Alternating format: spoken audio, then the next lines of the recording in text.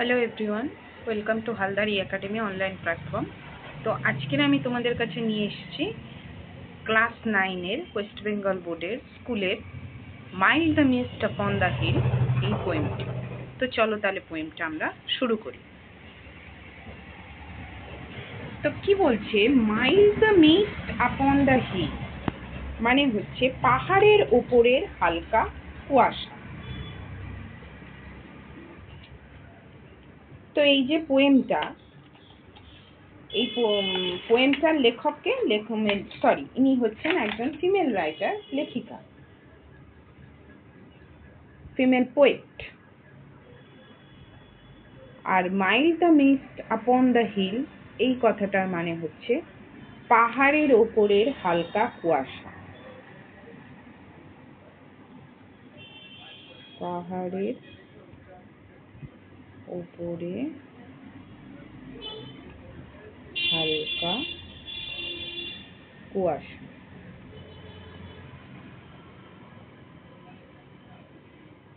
তো এই যে মিস্ট মানে হচ্ছে কুয়াশা, ফগ।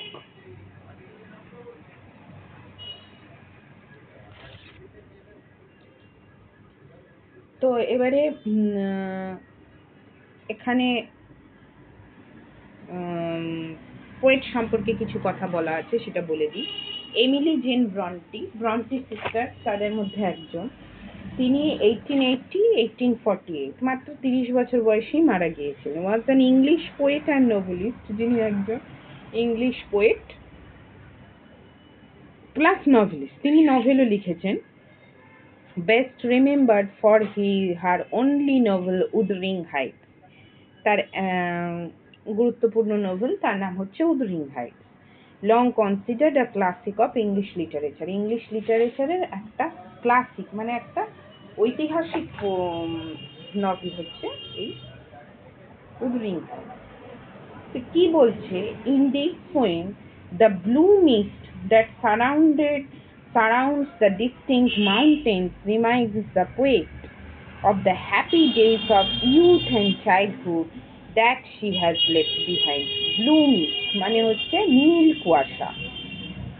নীল কুয়াশা যেটা সারাউন্ডস দ্য ডিস্ট্যান্ট মাউন্টেন, যেগুলো দূরে দূরে পাহাড়ের গায়ে গায়ে যে কুয়াশা হয়, সেই কুয়াশা রিমাইন্ডস দ্য পোয়েটকে মনে করিয়ে দিচ্ছে of the happy days of youth and childhood, তার যৌবনের এবং শৈশবের যে সুন্দর দিনগুলো, সেই দিনগুলোর কথা এখানে বলা হচ্ছে। That she has left behind, যেটাকে সে ফেলে এসছে।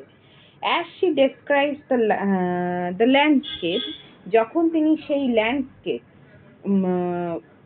মানে ওই কুয়াশা ঘন পাহাড়, তারপর কুয়াশা, এই ডেসক্রিপশনগুলো যখন করছে, she shifts from the present moment to past and then to the back to present again. এটা হচ্ছে স্ট্রিম অফ কনসিয়াসনেস টেকনিক।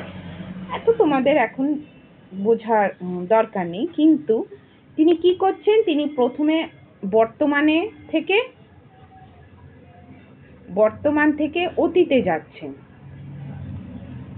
দেন আবার বর্তমানে ফিরে আসছে। মানে অতীত দিনের সমস্ত সমস্ত জিনিস তার মনে পড়ছে, অতীতের সমস্ত মধুর স্মৃতি, শৈশবের যৌবনের সমস্ত মধুর স্মৃতি ফিরে আসছে। তারপর আবার তিনি প্রেজেন্টে ফিরে আসছে। প্রেজেন্টে যে ফ্রাস্ট্রেশনস অফ লাইফে যে ঝামেলা, সেগুলো আবার এখানে তার মনে হচ্ছে। Mild the mist upon the hill, পাহাড়ের ওপরের হালকা কুয়াশা। Telling not of storms tomorrow, আগামীকাল যে ঝড় হয়েছে সেই ঝড়ের কথা এখানে বলছে না। No, the day has wept it fill মানে হচ্ছে ফুলফিল, মানে সম্পূর্ণ।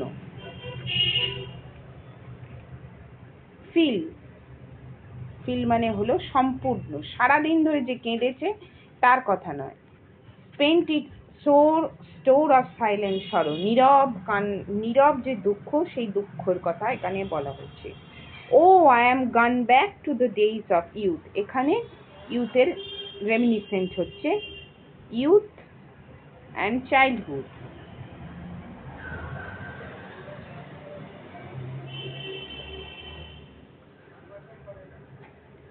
I am gone back to the days of youth, আমি চলে এসেছি আবার সে আমার যৌবনের দিনগুলোতে। I am a child once more, আমি আবার একজন শিশু হয়ে গেছি। And beneath my father sheltering roof, এখানে নিথ মানে হচ্ছে বিনিথ।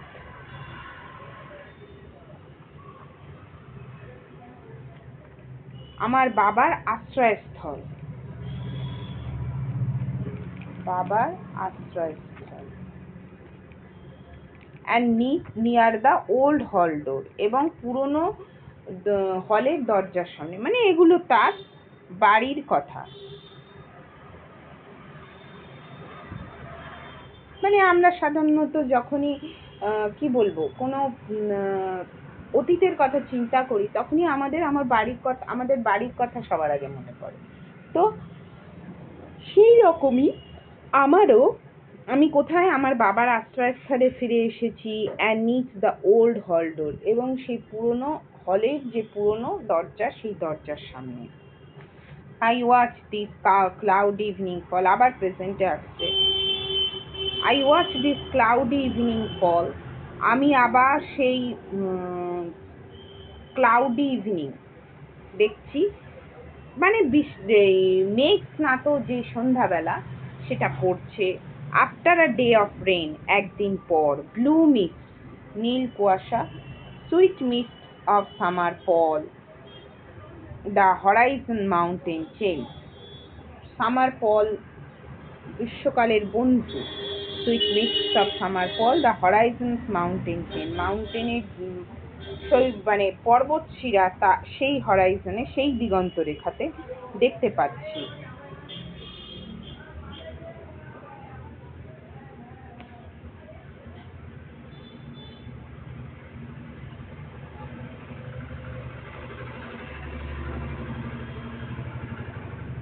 ফল মানে এখানে হচ্ছে থিক ক্লাউড,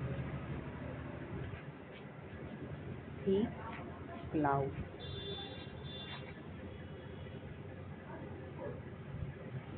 মোটা ঘন মেঘ। দ্য হরাইজনস মাউন্টেন চেন, তেই হলো। এইবারে আসছি the damp stands in the long green grass. Damp মানে হচ্ছে এখানে যে স্যাঁতস্যাঁতে ভাব, মানে ভিজে, wet. Stands in the long green grass, যেগুলো সেই লম্বা সবুজ ঘাসের মধ্যে যে স্যাঁতস্যাঁতে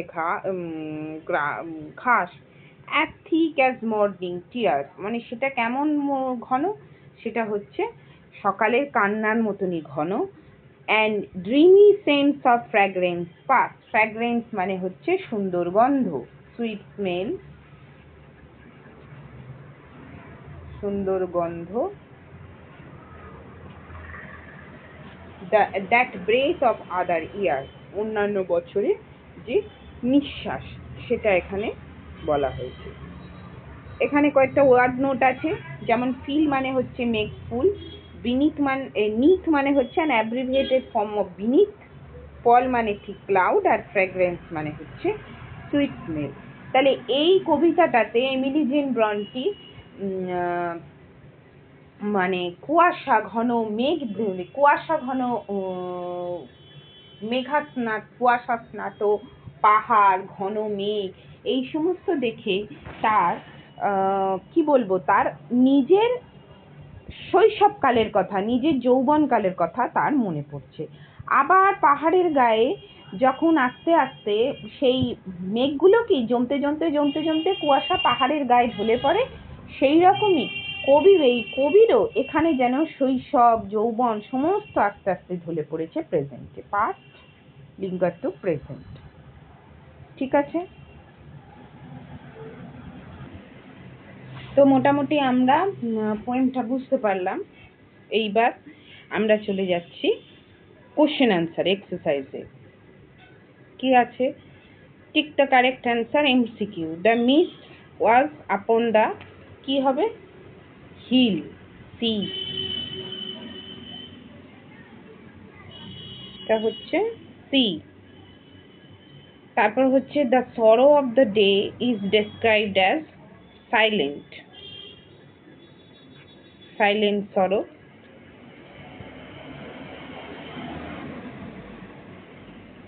এরপর হচ্ছে দ্য হল ডোর। হল ডোর এখানে কি আসছে? হল ডোর হচ্ছে ওল্ড হল ডোর। হল ডোরটা ছিল পুরনো, মানে যেহেতু মানে উনি তো পাস্টে চলে গেছেন, তার শৈশবে ফিরে গেছেন, সেই জন্য সেটা হয়ে যাচ্ছে ওল্ড হল ডোর। এটা আমরা এখানে বুঝলাম। তারপর হচ্ছে number 4, the poet watches the cloudy. The poet watches the cloudy evening. The color of the mist is blue.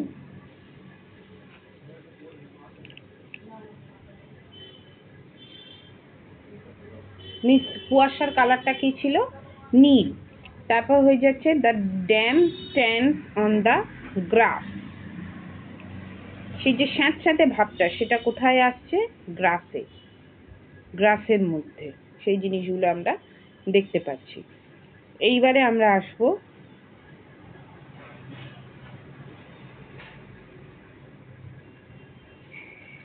Broad কোশ্চেনে।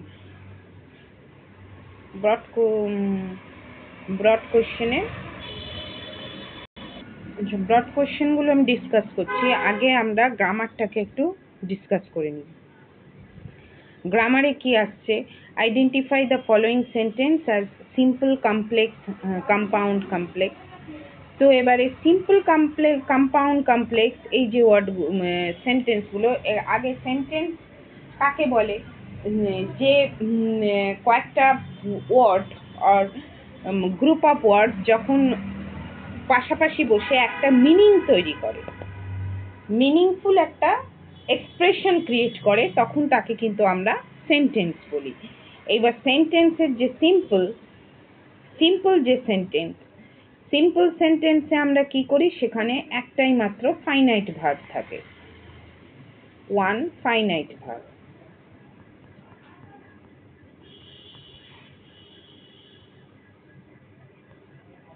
একটাই মাত্র ফাইনাইট ভার্ব থাকে। এরপর এসে যাচ্ছি কম্পাউন্ড সেন্টেন্স। কম্পাউন্ড সেন্টেন্সে কি হয়? কম্পাউন্ড সেন্টেন্সে হয় দুটো separate sentence,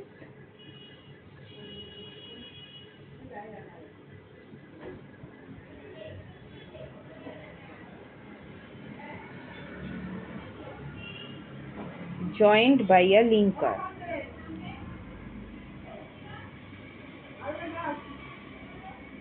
joined by a linker, linker দিয়ে যেগুলো জয়েন করা যায়। আর কমপ্লেক্স সেন্টেন্স যেটা, সেখানে দুটো ক্লজ থাকে, একটা হচ্ছে principal clause,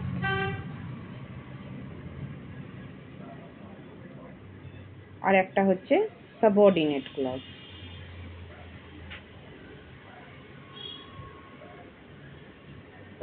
subordinate clause.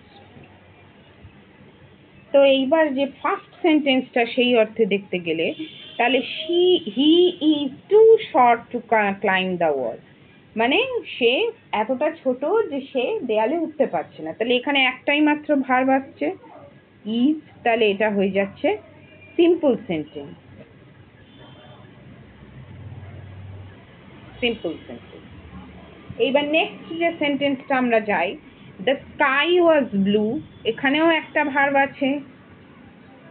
The sun শোন ব্রাইট, এখানেও একটা ভার্ব আছে।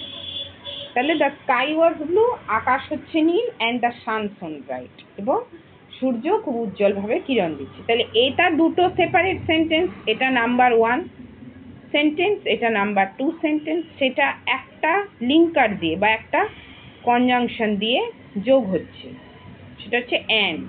তাহলে এই সেন্টেন্সটা হয়ে যাচ্ছে কম্পাউন্ড।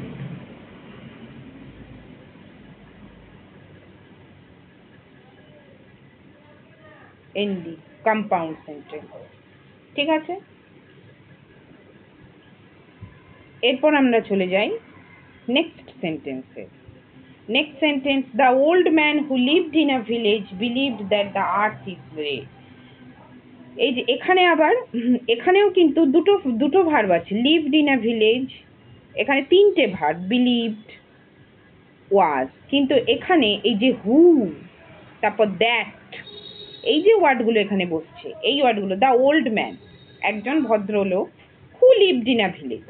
এবার যদি আমি শুধু এই লাইনটা বসিয়ে দিই, who lived in a village, কে গ্রামে থাকে, কোথায় থাকে, কেন থাকে, কি বৃত্তান্ত, এত কিছু আমরা জানতে হবে, কিন্তু সেন্টেন্সটা সম্পূর্ণ বসছে না। তাহলে এখানে এটা হচ্ছে সাবঅর্ডিনেট ক্লজ, সাবঅর্ডিনেট ক্লজ। তাহলে the old man who lived in a village believe that the earth was flat, মানে পৃথিবী হচ্ছে চ্যাপ্টা। তাহলে আর্থ ওয়াজ ফ্ল্যাট এই কথাটাও আমরা বসাতে পারি। শুধু দ্য ওল্ড ম্যান, ভদ্রলোক, কি পুরো মানে বয়স্ক ভদ্রলোক, কি করবো আমি তাকে নিয়ে, আমি তো তাকে নিয়ে অন্য কিছু করতে পারবো না। তাহলে এই যে মানে এটা বসলে কিন্তু সেন্টেন্সের অর্থ সম্পূর্ণ হচ্ছে না, নট মিনিংফুল, সম্পূর্ণ অর্থ ক্রিয়েট হচ্ছে না। তাহলে এই ধরনের সেন্টেন্সকে আমরা বলে দেব কমপ্লেক্স সেন্টেন্স বা জটিল বাক্য। ঠিক আছে, তারপরের যে sentence, living a job midway, leaving a job midway is not a good practice.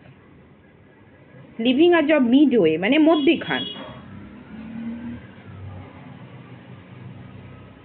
মানে মধ্যিখান থেকে কোনো একটা জবকে ছেড়ে দেওয়া, একটা কাজকে, is not a good practice, একটা ভালো জিনিস নয়। তাহলে এখানেও একটাই ফাইনাইট ভার্ব হচ্ছে ইজ, তাহলে এটাও হয়ে যাচ্ছে simple sentence. Simple sentence. Next যেটা, last week I met a friend who gave me a bag which is brown in colour.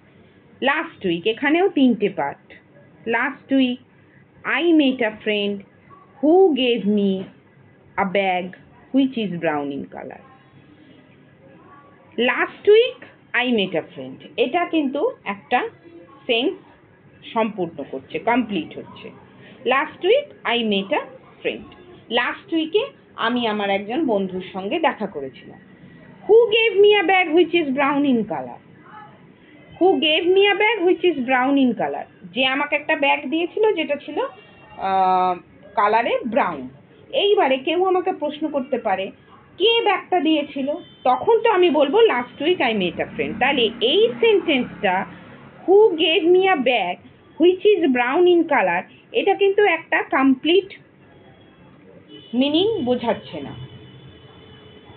Who gave me a bag which is brown in colour, যে আমাকে একটা bag দিয়েছিল যেটা colour ছিল brown, তো কে দিয়েছিল, কেন দিয়েছিল, সেটা তো আসছে। তাহলে তার সাথে সাথে ইম্পর্ট্যান্ট কিন্তু হচ্ছে last week I met a friend.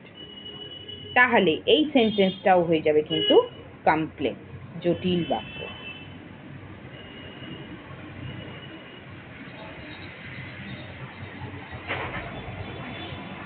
ঠিক আছে, এটাও হয়ে যাচ্ছে কিন্তু জটিল বাক্য। এরপর আমরা চলে যাই এক্সারসাইজ 4-এ। এক্সারসাইজ 4-এ কি বলছে, the question was so easy that everyone could answer it, show that. এটা প্রথমেই বলে দিই, এটা হচ্ছে কমপ্লেক্স সেন্টেন্স। তাহলে এইটা যখন আমরা করব, এটা কি বলেছে, এটা প্রথমে আমাদের বুঝতে হবে যে এটা কমপ্লেক্স সেন্টেন্স কেন। The question was so easy, প্রশ্নটা এতটাই সোজা ছিল, that everyone could answer it, প্রত্যেকেই এই আনসারটা করতে পারত। তাহলে এবার বলবে the question was so easy, মানে কোশ্চেনটা এতটা সোজা ছিল, that everyone could answer it, এই সেন্টেন্সটা যদি আমরা বসাই তাহলে এটা তো দ্যাট এভরিওয়ান কুড আনসার, কিসের অ্যান্সার দেবে, তখনই স্বাভাবিক আসবে প্রশ্ন। তাহলে এই সেন্টেন্সটা হয়ে যাচ্ছে কিন্তু কমপ্লেক্স সেন্টেন্স। এইটা যখন আমরা সিম্পল করব তখন আমরা কি লিখব, এইটা যখন আমরা সিম্পল করব তখন লিখব the question was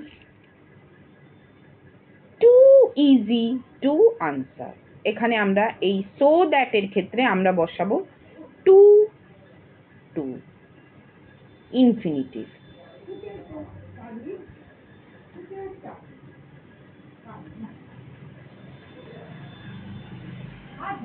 The question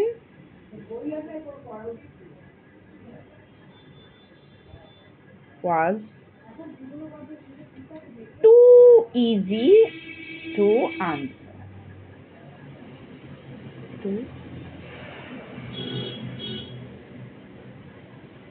তো কি হলো, the question was too easy to answer, মানে উত্তর দেওয়ার পক্ষে খুবই সোজা এই প্রশ্ন। তাহলে আজকের পর্যন্ত গ্রামারে এতটাই থাক, যতটা পড়ালাম তোমরা ক্লাস একটু করে দেখবে, নেক্সট ক্লাসে আমি আবার বাকিটা ডেসক্রাইব করে দেবো, বাকিটা আরও ডিসকাস করবো, বাকিটা ডেসক্রাইবও করে দেবো যেখানে যা যা হচ্ছে।